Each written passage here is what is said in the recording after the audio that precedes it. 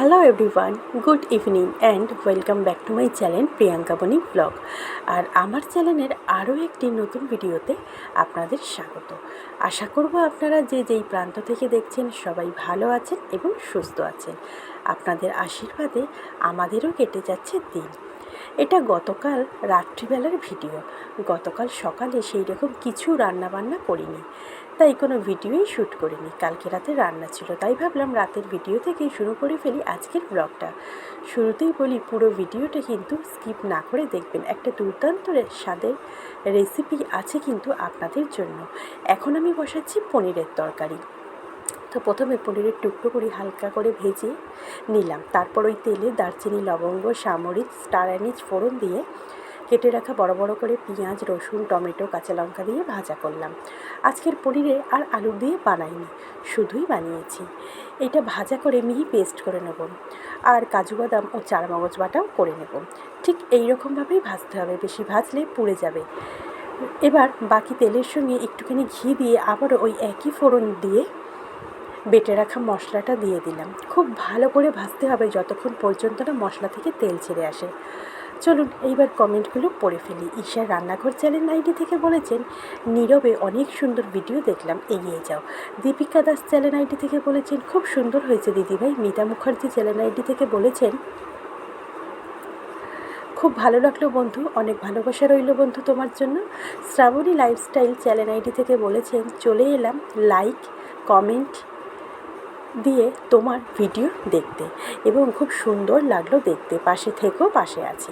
আপনাদের সবাইকে জানাই থ্যাংক ইউ সো মাচ এত সুন্দর কমেন্টের জন্য আর পাশে থেকে ভিডিওটি দেখার জন্য। আর হ্যাঁ, আমি অবশ্যই চেষ্টা করব আপনাদের পাশে থাকার জন্য। মশলা থেকে তেল ছেড়ে আসার পর পরিমাণ মতন লবণ, কাশ্মীরি লঙ্কার গুঁড়ো আর কাজু আর চারমগজ বাটা দিয়ে একটু জল দিয়ে ভালো করে ভাজতে থাকলাম। ওই মশলা কষানো থেকে তেল ছেড়ে আসলে জল অ্যাড করব। জল দিয়ে মিশিয়ে নিয়ে ভেজে রাখা পনিরের টুকরোগুলো অ্যাড করব।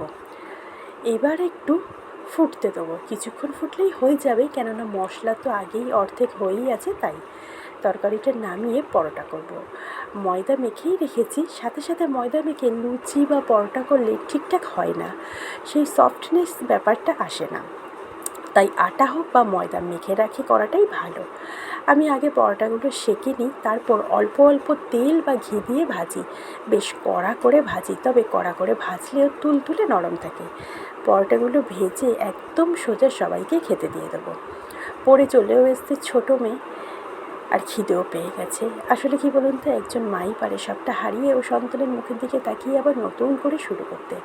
জানেন তো, মানুষ শুধু মানুষকেই হারায় না, কখনো কখনো সে নিজেকেও হারিয়ে ফেলে। কেউ ঠকে বন্ধুত্বে, কেউ ভালোবাসায় ঠকে, কেউ বা বিবাহ বন্ধনে আবদ্ধ হয়ে থাকে, কেউ বা চাকরির বোর্ডের ইন্টারভিউতেও ঠকে। এই যে ছুটে চলেছে রক্ত মাংসের মানুষ, তারাও কেউ হয়তো নিজেকে হারিয়ে বসে আছে জীবনের কোনো এক বাঁকে। মানুষের সব স্বপ্ন, শখ, আহ্লাদ, আশা হারিয়ে গেলে মানুষের আর কিছুই বেঁচে থাকে না। জীবনের বাকি পথটুকু মানুষ নিজেকে কেবল বয়ে নিয়ে যায়। এক ক্লান্তিকর লাঞ্ছিত যাত্রাপথের শেষের অপেক্ষায়। একাকিত্বের সময় তা মানুষকে সবচেয়ে বেশি ম্যাচুরেট করে আর রিয়েলাইজেশন বদলে দেয়, সঠিক মানুষকে চিনতে শেখায়। এটাই সব থেকে বড় বাস্তবতা, আর এটাকে মেনেই জীবনের শেষ দিন পর্যন্ত বয়ে নিয়ে যেতে হয়। আর এটাই আরও বেশি যন্ত্রণার। যাই হোক, রাতের খাওয়া দাওয়া শেষ করে ফেললাম। এটা আজকে সকালের ভিডিও। এক পশলা হালকা বৃষ্টি হয়েছে, গাছের পাতাগুলো দেখে হয়তো বুঝতে পারবেন। তবে বাকি সারাদিন হালকা রোদে ভালোই কেটেছে। জামা কাপড় যা কেচেছি মোটামুটি ভালোই শুকনো হয়েছে, তাতেই আমি খুশি। আসলে ভিজে জামা কাপড় জড়ো করে রাখাটা খুব বিরক্তিকর ব্যাপার আমার কাছে। ফুলগুলো সব তুলে নিলাম, আর দেখুন কি সুন্দর আবার উচ্ছে করলা ধরেছে গাছে। কিন্তু ছাদে দাঁড়িয়ে প্রাকৃতিক সৌন্দর্য উপভোগ করলে তো আর হবে না। নিচে সব গাছ পড়ে আছে, টাইমলি সব সারতে হবে। তবে ছাদে কদিনের বৃষ্টিতে ভীষণভাবে শ্যাওলা পড়ে গেছে। ব্লিচিং পাউডার দিয়ে দেবো একদিন। তো তারপর নিচে নেমে আসলাম, লেখার আর সময় নেই, অলরেডি অনেকটা রাত হয়ে গেছে। তাই ভাবলাম এখনও যদি লিখতে থাকি তাহলে আজকের আর ভিডিওটা আপনাদের সঙ্গে শেয়ার করা হয়ে উঠবে না। তাই এবার পুরোটা মুখেই বলে দিচ্ছি। আজকের করে নিলাম পটলের সর্ষে বাটা। গোটা গোটা পটল ভাজা বসিয়ে দিলাম, কড়াইতে তেলের ওপরে হলুদ দিয়ে গোটা পটলগুলি দিয়ে দিলাম, দিয়ে ঢেকে দিয়েছিলাম পটলটা যাতে মজেও যায় আবার লাল করে ভাজাও হয়ে যায়। তবে যেরম ভেবেছি ঠিক সেরমই কিন্তু লাল লাল হয়ে ভাজা হয়েছে। ততক্ষণে আমি এদিকে মিক্সিতে কিছুটা সর্ষে আর তার সাথে তিল বেটে নিয়েছি। আমি আগেও আপনাদেরকে জানিয়েছিলাম তিল খাওয়া কিন্তু আমাদের বিশেষত মেয়েদের পক্ষে ভীষণ উপকারী, কেননা তিলে প্রচুর পরিমাণ ভিটামিন ডি আছে, যেটা হাড়কে আমাদের মজবুত করতে সাহায্য করে।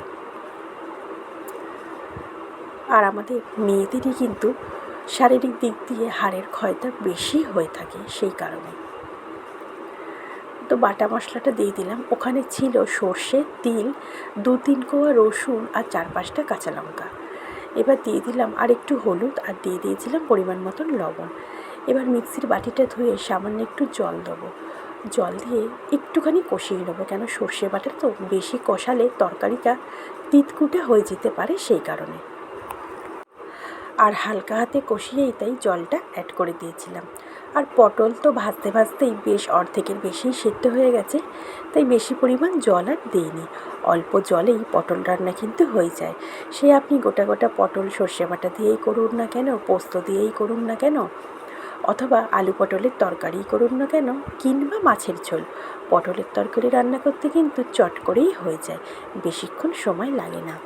আর পটলটা যদি ভালো করে ছাঁকা তেলে ভেজে নেওয়া যায় তাহলে তো কোনো কথাই হবে না। তরকারিতে জল না দিলেও গ্যাসটা ধিমে আঁচে রেখে ঢেকে ঢেকেই তরকারি কমপ্লিট হয়ে যায়। তো দেখুন একটুখানি দাঁড়িয়ে থেকে গ্যাসটা জোরে দিয়ে আমি মিক্সি ধোয়া বাটির জলটা দিয়ে দিলাম, কেন ওখানে অনেকটাই ওই বাটা মশলাটা লেগেছিলো, তাই ভালো করে জল দিয়ে ধুয়ে অল্প করেই জলটা দিলাম, ঢেকে দিলাম। এই 5 মিনিট মতন ফোটার পরেই দেখলাম তরকারিটা খুব সুন্দর কিন্তু হয়ে গেছে। আর সামান্য একটুখানি গুড় দিয়েছিলাম, কেন সর্ষে বাটা তো একটুখানি মিষ্টি না দিলে তরকারিটা ঠিক ব্যালেন্স আসে না, সেই কারণে। তো খুব সুন্দর হয়ে গেছে। এবারে একটু ওপর থেকে কাঁচা তেল ছড়িয়ে দেবো। চলুন সেটা নয় সামনে থেকেই আপনাদের দেখাই। রঙটাও যেরকম হয়েছে খেতেও কিন্তু ভারী সুন্দর হয়েছে। আর যাদের নাম নিলাম না আমি কমেন্টে, এই ধরুন যেমন আমার সব পুরনো বন্ধুরা, কথা আবৃত্তি চ্যানেলের কাকিমা, তারপরে উমার গল্প কথা দিদিভাইয়ের উমা দিদিভাই, ওরাও কিন্তু ভালোই কমেন্ট করেছে, ওদেরকেও অনেকটা ধন্যবাদ জানালাম। তো দেখুন বলেছিলাম একটা স্পেশাল রেসিপি আছে। প্রথমে এটা কিন্তু চাল কুমড়োটা কেটে নিয়েছি ঝিরি করে, মুগ ডাল ভেজে চাল কুমড়োর ঘন্ট করব। আর চাল কুমড়োর খোসাটা দিয়ে চলুন দেখি কি বানানো যায়। তবে রেসিপিটা কিন্তু অবশ্যই আমার নিজের। আগে চাল কুমড়োর ঘন্টটা বসিয়ে দিই। চাল কুমড়োটা সুন্দর করে কেটে নিয়েছি, আর মুগ ডালটা ভেজে ভালো করে মুগ ডালটা ধুয়ে ভালো করে মুছে নিয়েছি, কেন জল শুদ্ধ মুগ ডাল দিলে ভাজা যাবে না, আর তেলের ওপর ভেজে মুগ ডালটা আমি ধুতেও পারবো না, সেই কারণে মুগ ডালটা ধুয়ে ভালো করে মুছে নিয়ে কড়াইতে তেল দিয়ে জিরে ফোড়ন দিয়ে মুগ ডালটা দিয়ে দিলাম। তারপরে দিয়ে দিলাম একটুখানি বাটা মশলা, অল্পই ছিল, যেইটুক ছিল তরকারিটা আজকের হয়ে গেছে, আবার মশলাটা বেটে রাখতে হবে। আদা জিরে কাঁচা লঙ্কা বাটা, হলুদ, পরিমাণ মতন লবণ, একটুখানি গুড়, আর চাল কুমড়ো লাউ এগুলি কিন্তু মিষ্টি তরকারি, যেহেতু আমরা চিনি খাই না সেই কারণে গুড় খাই, আর ওই জন্য গুঁড়ি দিয়ে দিলাম, আর 3খানা কাঁচা লঙ্কা চিড়ে দিলাম। তবে তরকারিটা কিন্তু ঢাকেনি, আর চাল কুমড়ো না কড়াইতে দিলে বেশ খানিকটা জল বেরোয়। বেশ খানিকক্ষণ বলতে মিনিট 5-7 পর দেখলাম বেশ ভালোই অনেকটাই মজে গেছে, সেটা আপনারাও দেখতে পেলেন। আর এখন আরও অনেকটা মজে গেছে, তবে আরও কিছুক্ষণ করে তারপরেই কিন্তু তরকারিটা নামাবো। বেশ মাখা মাখা হয়েছে, ওপর থেকে একটু ঘি ছড়িয়ে দিলাম, আর দিয়ে দিলাম একটু ভাজা মশলা। সেই যে ভাজা মশলার রেসিপিটা দেখিয়েছিলাম, এই দেখুন, এটা কিন্তু গরম মশলা নয়, ভাজা মশলা আর ঘি দিয়ে সুন্দর করে মিশিয়ে নিয়ে তরকারিটা নামিয়ে ফেলব। আর ওই যে বলেছিলাম কেটে রেখেছি চাল কুমড়োর খোসাগুলি পরিষ্কার করে ধুয়ে নিয়েছি। আর তারপরে চলুন দেখি কি বানাই।